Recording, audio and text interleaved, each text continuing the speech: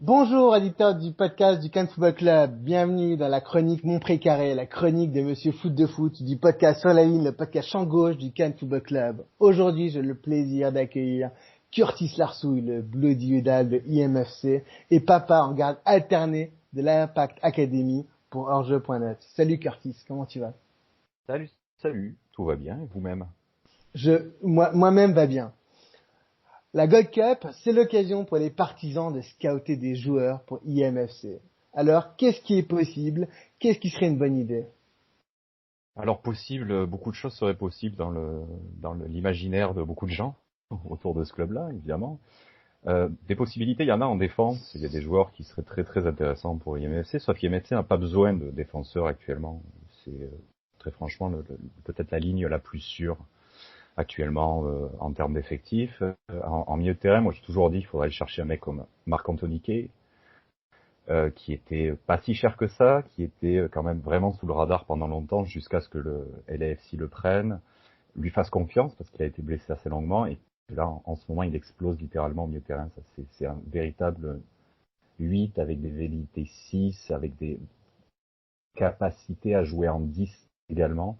Ça serait vraiment un joueur qui serait indispensable dans le milieu de terrain de l'Impact de Montréal, mais c'est compliqué maintenant puisque le Canada, c'est plus le Canada qui avait quelques années qui faisait des matchs nuls un peu dégueux contre Cuba et compagnie. C'est un Canada qui gagne, c'est un Canada qui est supervisé par beaucoup d'équipes. Donc au final, oui, les Jonathan David que je vois réclamer, les Cavallini, tout ça, c'est plus possible. On peut pas penser décemment qu'on peut récupérer ce genre de joueurs, malheureusement.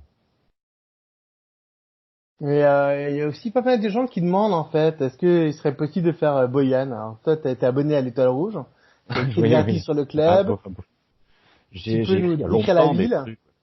Ah ben la ville c'est fantastique. Belgrade, c'est une ville, c'est le Toulouse des Balkans. Bon, c'est une ville qui a une histoire incroyable. Et je comprends que Boyan se régale là-bas en fait. Bon, il est yougoslave.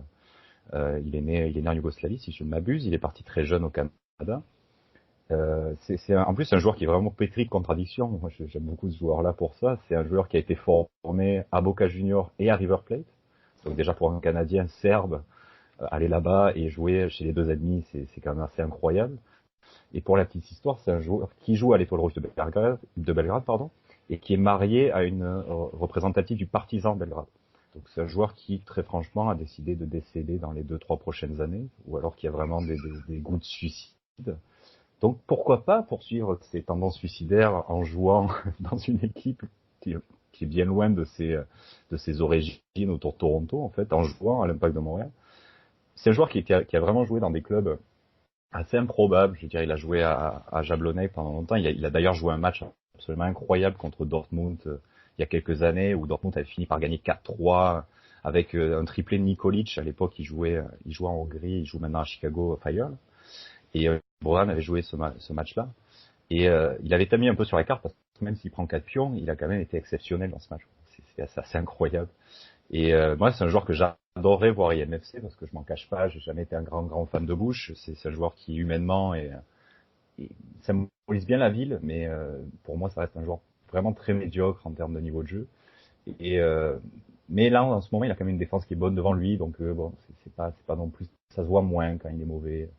Donc Boran, c'est pas non plus une nécessité, mais c'est quelqu'un que j'aimerais vraiment avoir pour sa personnalité et ses qualités aussi, bien évidemment. Mais ça paraît quand même compliqué parce que c'est vrai qu'il joue Mais c'est sûr. la coupe Mais ça serait. Europa, Ah ouais. il est Ah oui, il heureux joue où tout le il temps. est. C'est Il joue ça. dans un stade de 40 000 personnes chaque match. Je veux dire, ça explose à chaque match. C'est un des clubs les plus passionnés d'Europe, avec la Turquie un petit peu. Je veux dire, c'est assez fou, quoi. Et il y a aucune raison qu'il se tire de là-bas, en fait. Et puis, je pense qu'il finira jamais ses jours en MLS. Ce joueur-là, il a trop bourlingué, trop voyagé. C'est un peu un aventurier du foot. Et puis, c'est un gardien qui finira ses jours en Europe, un peu à la Hutchinson d'ailleurs aussi. C'est des mecs qui ont besoin de la ferveur qu'il y a autour.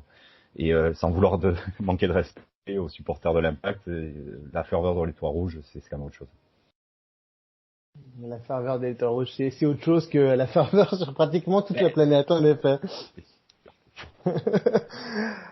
Parfait, ben merci pour ta participation. On peut te retrouver sur Twitter, évidemment. commercial Bloodydal, BLOODYUD2L. Et on peut évidemment te lire dans l'Impact Academy sur orjeu.net. Merci Ouais. encore, Curtis. Mais avec grand plaisir. Bonne journée à toi. Bonne journée.